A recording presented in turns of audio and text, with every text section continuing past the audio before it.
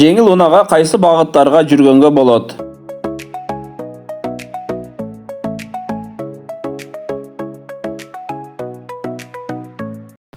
Азыр бул сүрөттү карасак, жеңил унаа ортоңку тилке менен кесилишке келип калды.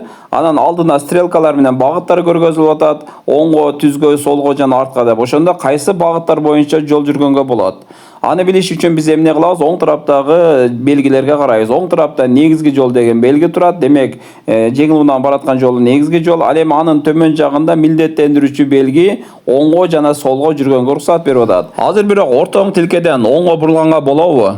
Жок, болбойт. Ал үчүн алдын ала оң тарапка өтүп алыш керек эле. Ошондо оңго бурулса болот эле. Бирок азыр ортоң тилкеден оңго бурула албайт.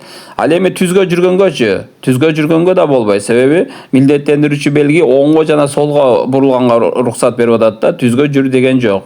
Ошондо түзгө да жүрө албайт. Ал эми солго жүрсө болобу? Солго бурулса болот. Солго бурулса жана артка кайрылганга уруксат берилет. Ошондо кайсы жооп тура болду? 4-солго жана артка деген жооп тура болду.